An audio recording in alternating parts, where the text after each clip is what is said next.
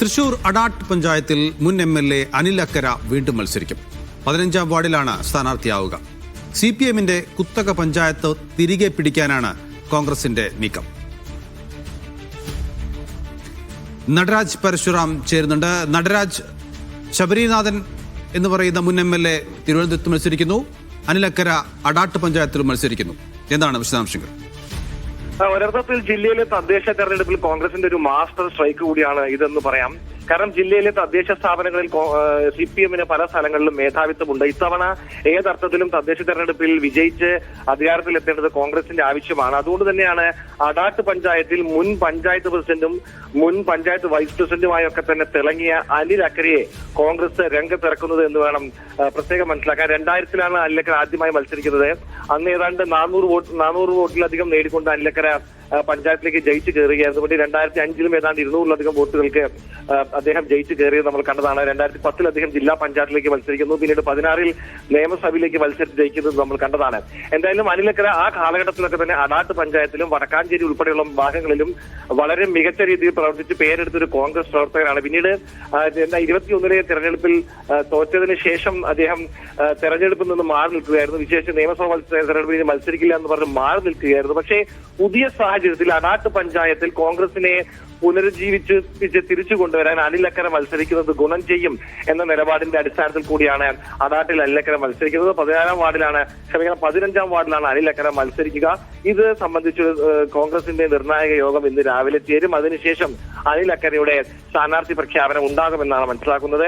നമുക്കറിയാവുന്നവർ അടാട്ട് പഞ്ചായത്ത് നിലവിൽ ഇടത് ഭരിക്കുന്നത് ഒരു പഞ്ചായത്താണ്. ഇഞ്ചോടിഞ്ച് പോരാട്ടമാണ് കോൺഗ്രസുമായി ഇടതിന് കഴിഞ്ഞ തവണ അവിടെ ഉണ്ടായത്. ഒരു ഇടത് റിബലൊക്കെ തന്നെ അവിടെ ഉണ്ടായിരുന്നു. പിന്നീടാണ് അത് ഇവരുടെ സെന്ററോടുകൂടി ഇപ്പോൾ ഇടതുപക്ഷം ആ പഞ്ചായത്ത് ഭരിക്കുന്നത്.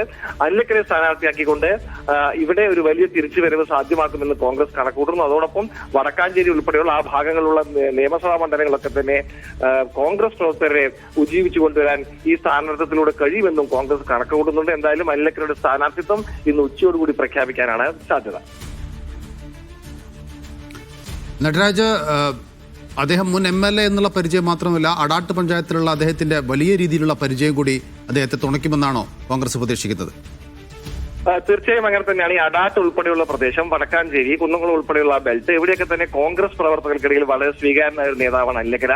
പ്രത്യേകിച്ചും CPMനെതിരെ കോൺഗ്രസിന്റെ ഒരു കുന്തമുനയായി പ്രവർത്തിച്ച ആളാണ് അനിൽ അക്കര എന്ന് പറയേണ്ടി വരും. നമുക്കറിയാവുന്നവരെ AC മൊയ്തീനെതിരായ പല കേസുകളിലുള്ള നിയമ പോരാട്ടങ്ങൾ, ലൈഫ് മിഷൻ കേസ് ഉൾപ്പെടെയുള്ള കേസുകൾ, മറ്റ് പൊതു കാര്യങ്ങളിലൊക്കെ തന്നെ അനിൽ അക്കരയുടെ ഇടപെടൽ, ഇതൊക്കെ തന്നെ കോൺഗ്രസ് പ്രവർത്തകർക്ക് വലിയ ഊർജ്ജം നൽകുന്ന ഒരു പ്രവർത്തനം. മാത്രമല്ല മുൻ MLA ആണ്. ഏറെക്കാലം തദ്ദേശ സ്ഥാപനങ്ങളിൽ പ്രവർത്തിച്ച അനുഭവ പരിചയമുള്ള ആളാണ്. അദ്ദേഹത്തിന്റെ തട്ടകം തന്നെയാണ് ഈ അടാട്ട് പഞ്ചായത്ത് എന്ന് പറയേണ്ടി വരും. ഇത്തരത്തിലുള്ള ഒരു മുൻ നേതാവിനെ, മുൻ MLA അടുത്ത നിയമസഭാ തെരഞ്ഞെടുപ്പിൽ പോലും ഒരുപക്ഷെ കോൺഗ്രസ് മത്സരിപ്പിക്കാൻ ആഗ്രഹിക്കുന്ന ഒരു നേതാവിനെ ഒരു പഞ്ചായത്തിലേക്ക് മത്സരിപ്പിക്കുക വഴി ആ പ്രദേശത്തുള്ള കോൺഗ്രസ് പ്രവർത്തകരുടെ ഒരു ഊർജ്ജം കൊണ്ടുവരാനും തെരഞ്ഞെടുപ്പിൽ കോൺഗ്രസ് വളരെ സീരിയസ് ആയി തന്നെ തൃശ്ശൂരിൽ ഭരണം പിടിക്കാൻ ശ്രമിക്കുന്നു എന്നൊരു മെസ്സേജ് കമ്മ്യൂണിക്കേറ്റ് ചെയ്യാനും കോൺഗ്രസിന് കഴിയും. അനിൽ അക്കര ആവട്ടെ, നമുക്കറിയാവുന്ന ഒരേ തരം തിരഞ്ഞെടുപ്പ് ഘട്ടങ്ങളൊക്കെ തന്നെ ഏറെ വീറും വാശിയും പ്രചാരണത്തിൽ വളരെ ശക്തിയും ഒക്കെ തന്നെ പ്രകടമാക്കുന്ന ഒരു നേതാവാണ്.